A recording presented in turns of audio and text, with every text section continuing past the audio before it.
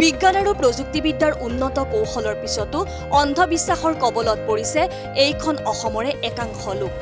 এইবাৰ বগা ঘোঁৰাক পুজিলে দেৱতা বুলি। মই প্ৰত্যেক পূৰ্ণিমাহত আপোনাৰ ওচৰলৈ গৈয়ে থাকিম প্ৰভু, মই গৈয়ে থাকিম।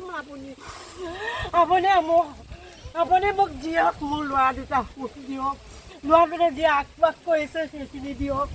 আপোনাক মই কেতিয়াও নেপাহৰোঁ প্ৰভু, আপুনি আপোনাৰ সন্তান সুখলে ৰাখক। ভগৱানৰূপী বগা ৰঙৰ ঘোঁৰাৰ গৰাকী ওলাল গহপুৰ দফলাগড়ৰ তিনিকুণীয়াত।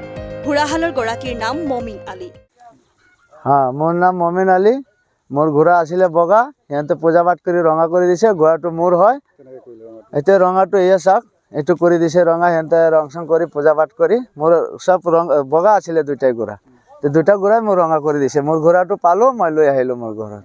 তাৰপিছত আপুনি মানে ঘোঁৰা দুটা হেৰাইছিলে নেকি? হেৰাইছিলে। আজি কেইবাদিনেই হৈছে হেৰাইছে, পোৱা নাই।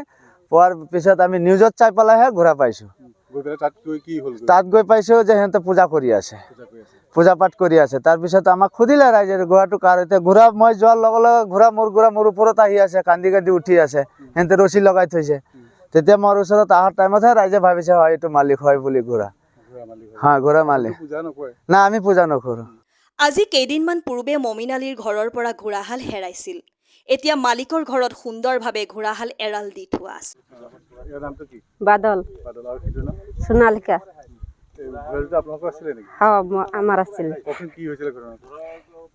আছিলে মানে এটি ৰছী লৈ পেলাই একদিন খুটি উঠাই দিছিলে। ঘোঁৰাটো কোনপিনে গুচি গ'ল, ল'ৰাটো বিচাৰি পোৱা নাই। ইমান বিচাৰিলো পোৱা নাই। পিছে এতিয়া নিজত চাই পেলাই পিছত আৰু গৈ পেলাই আনিলে। ঘোঁৰাকেইটা মৰম কৰে, আপুনি চাই আছে। মৰম নাই কৰিলে ঘোঁৰা কি আমাক তাৰ ওচৰত আহিব দিলে হয়? এটা কথা, আপুনি ভিডিঅ'টো দেখিছে, সিহঁতেও ঘোঁৰাকেইটা ভৰিত ধৰিছিল, কিন্তু একো কৰা নাছিলে। অন্ধবিশ্বাসৰ বলি হৈ ঘোঁৰাহালৰ সম্পূৰ্ণ গাটো সেন্দুৰে ৰঙা কৰি পেলাইছিল। তাৰোপৰি গাটোত চেলেং গামোচাৰে ভৰাই ৰাখিছিল।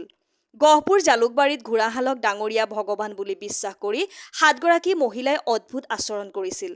গামোচা, চেলেং, ধূপ ধূনা লগাই পূজা অৰ্চনা কৰিছিল। এতিয়া প্ৰশ্ন হয়, অন্ধবিশ্বাসৰ কবলৰ পৰা মুক্ত হ'বনে এইসকল লোক? ব্যুৰ' ৰিপৰ্ট, টকশ্বক 24 ইণ্ডিয়া।